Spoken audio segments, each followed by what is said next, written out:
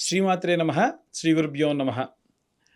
కుజుడు తన యొక్క స్వక్షేత్రమైనటువంటి వృశ్చిక రాశిలోకి ప్రవేశించిన కారణం చేత వాటిని ఆ యొక్క రోజులను ఆ యొక్క పరిస్థితిని రుచక యోగము అంటారు. ప్రతి ఒక్కళ్ళకి కూడా జాతకంలో మీ యొక్క జాతకంలో కుజుడు స్వక్షేత్రమైనటువంటి మేషంలో కానీ లేకుంటే వృశ్చికంలోకి కానీ ప్రవేశించినప్పుడు విశేషంగా అది రుచక యోగం అనేటువంటిది అంటారు.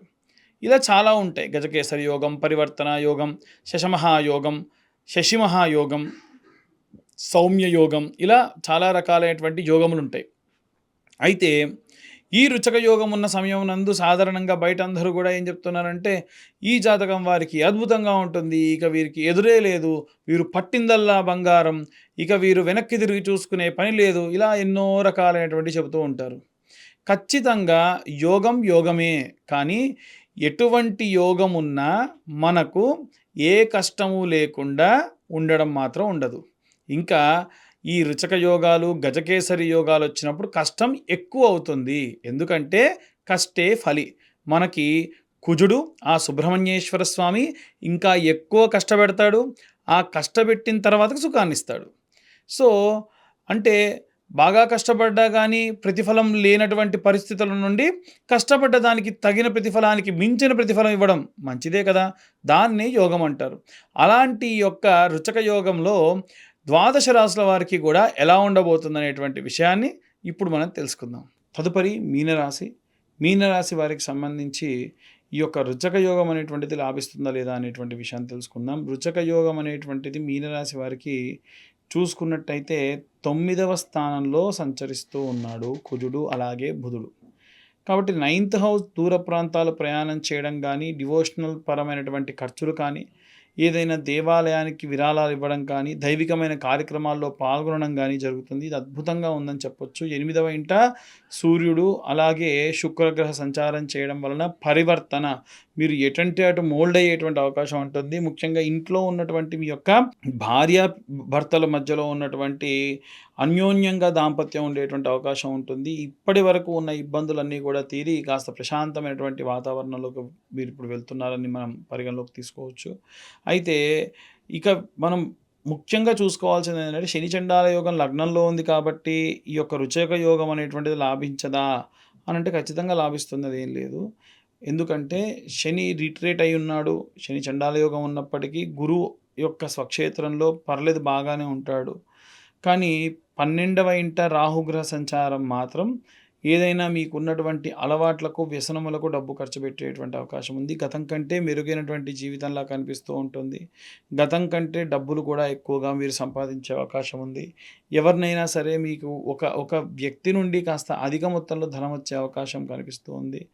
ఇక విశేషంగా చూసుకుంటే మీనరాశి వారికి సంబంధించి అన్ని రకాలుగా చూసుకున్న ప్రాపర్గా ఉన్నట్టుగానే ఉంది. కానీ ఈ యొక్క 6వ స్థానం ఏదైతే ఉందో అది డిసిప్లిన్ రిలేటెడ్ అనమాట. అక్కడ మాత్రం మీరు అనుకున్న పనులు అనుకున్న సమయానికి పూర్తి కాకుండా ఇబ్బంది పెట్టే అవకాశం కనిపిస్తుంది. ఇక విశేషంగా చూసుకుంటే 6వ స్థానంతో పాటు 5మ స్థానంలో గురువు కూడా మీకు మంచి ఫ్రెండ్స్‌ని, మంచి సర్కిల్‌ని పెంచే అవకాశం కూడా కనిపిస్తుంది. ఇవన్నీ కూడా చూసుకుంటే గోచార రీత్యా చెప్పే విషయంలో మాత్రమే. పూర్తిగా జాతకం విశ్లేషణగా కావాలనుకుంటే మీ పేరు, మీ date of birth, time, place కింద ఉన్న నెంబర్‌కి వాట్సాప్ చేయండి. డీటెయిల్డ్‌గా జాతకం మీకు పంపిస్తాను. ఎవరైతే జాతకం గురించి అడుగుతున్నారో వారికి క్లియర్‌గా చెప్పేదేంటంటే, నేను అందరిలా కాదమ్మా, మీకు పీడిఎఫ్ ఫైల్ ఇస్తా, హార్డ్ కాపీనే ఇస్తా అని చెప్పను. ఆ పీడిఎఫ్ ఫైల్ ఇచ్చిన తర్వాతకి కూడా విశేషంగా మీతో వీడియో కాల్ మాట్లాడతాను. డీటెయిల్డ్‌గా జాతకం ఎక్స్‌ప్లెయిన్ చేస్తాను. తర్వాతకి ఆ యొక్క జాతకానికి సంబంధించి ఏం రెమెడీస్ తీసుకోవాలో, ఎలా పాటించాలో కూడా చెప్తాను. చాలామంది ఏంటంటే ఆ పూజలని, ఈ పూజలని చెప్తారు పంతులు అని అందరూ అనుకుంటూ ఉంటారు. కామన్ కదండీ! కానీ నేను ఎప్పుడు అలా చెప్పనమ్మా. మనం హాస్పిటల్‌కి వెళ్తే డైరెక్ట్ ఆపరేషన్ చేయరుగా. ముందు మందులు ఇస్తారు. కుదరకపోతే సెలైన్ ఎక్కిస్తారు. అప్పటికి తగ్గకపోతే అప్పుడు ఆపరేషన్ చేస్తారు. నా దగ్గర కూడా అంతే. మీకు కొన్ని రెమెడీస్ ఇస్తా జాతకం చూయించుకున్నాక. ఒకవేళ మీకు ఆ ప్రాబ్లమ్స్ అప్పటికి కూడా సాల్వ్ అవ్వలేదంటే అప్పుడు జపం ఎలా చేసుకోవాలో చెప్తా. అది కుదరకపోతే మిమ్మల్ని కూర్చోబెట్టి హోమం, పూజ, జపం అన్నీ తర్వాత చేస్తా. సో ఈ విధంగా మీ ప్రాబ్లమ్స్ అనేవి సాల్వ్ అవుతాయి. ఇక అందరూ కూడా ఏ రకమైనటువంటి రెమెడీస్ తీసుకోవాలి, ఏ మంత్రం చదవాలనే విషయాన్ని ఇప్పుడు మనం తెలుసుకుందాం. ఇప్పటి వరకు మనం ఈ రాశి వారికి సంబంధించి విశేషంగా ఉన్నటువంటి గ్రహస్థితులు గోచారం ప్రకారంగా ఎలా ఉండబోతుందనేటువంటి విషయాన్ని చెప్పుకున్నాం.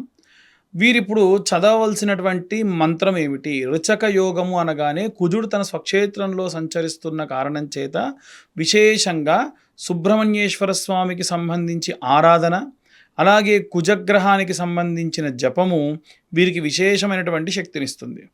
ఇందులో భాగంగా సర్ప సంబంధిత దోషములున్న వారికి కూడా ఆ దోషములన్నీ పోతాయి. కాబట్టి ఇప్పుడు నేను చెప్పేటువంటి ఈ మంత్రాలు వారు నిత్యము ఈ రుచక యోగం ఉన్న నెల రోజులు చదువుకోవడం విశేషమైనటువంటి సత్ఫలితాన్ని ఇస్తుంది.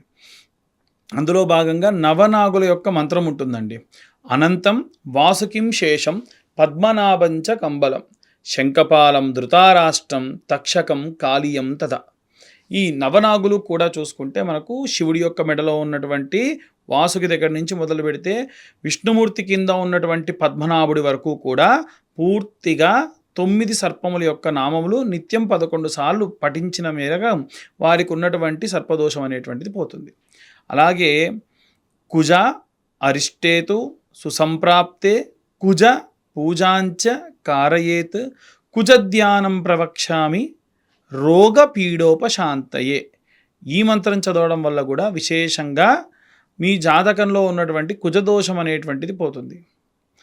ఈ రుచక యోగం ఉన్నప్పుడు ఈ నెల రోజులలో విశేషంగా ఎక్కడైనా సరే మంగళవారం నాడు ఒక బ్రాహ్మణుడికి ఎర్రటి ధోవతి అంటే పంచలో కందిపప్పు 7 కేజీలు పెట్టి దానం చేసిన మేరకు జాతకరీత్యా ఉన్నటువంటి కుజదోషం పోతుంది.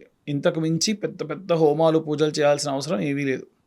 అలాగే సర్ప సంబంధిత దోషములు పోవాలి అనంటే ఈ నెలలో ఎక్కడైనా ఒక సుబ్రహ్మణ్యేశ్వర స్వామి క్షేత్రానికి వెళ్ళండి. ఉదాహరణకు మోపిదేవి దగ్గరలో ఉందనుకోండి, మోపిదేవికి వెళ్ళండి. అక్కడ దేవాలయ ప్రాంగణంలో మీకు ఎక్కడైనా కాస్త మట్టి దొరికితే తెచ్చుకోండి. ఇలా 6 స్కంద క్షేత్రాలు దర్శించి ఆ క్షేత్రముల దగ్గర ఉన్నటువంటి మట్టిని తీసుకొని రండి. ఆ తర్వాతకి అదంతా స్టోర్ చేసుకొని ప్రతి మంగళవారం నాడు కూడా మొదలు నీళ్ళలో కాస్తంత మట్టి వేసుకొని స్నానం చేసిన తర్వాతకి మీరు నార్మల్గా స్నానం చేసేయచ్చు.